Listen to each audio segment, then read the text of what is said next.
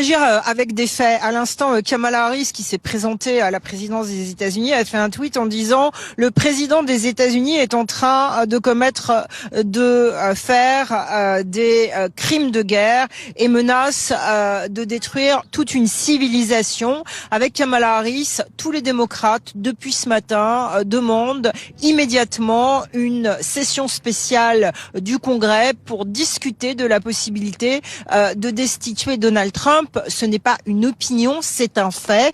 Vous pouvez le vérifier. Il y a depuis quelques heures des dizaines de sénateurs démocrates, des dizaines de membres élus de la Chambre des représentants qui veulent une session spéciale, qui invoquent le 25e amendement.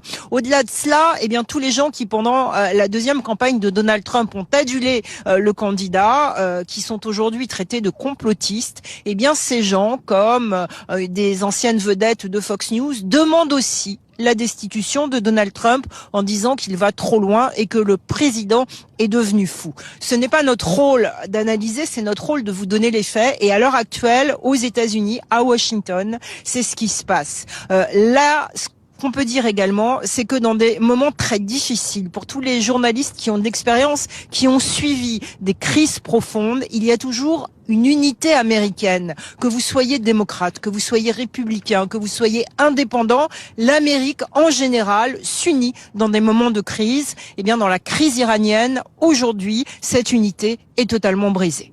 Il n'y a plus d'unité. Alors Philippe Carsanti va répondre à Laurent Saïm. Objectivement, très sincèrement, aujourd'hui, les démocrates passent dans l'autre camp. Oui, des explosions ont été entendues à Doha, au Qatar, juste après une alerte. L'alerte parle d'un niveau de menace élevé. Et on va retrouver Milan Argelas sur place. Milan, explosion au Qatar. Le Koweït également qui appelle ses ressortissants à tous rester à l'abri ce soir.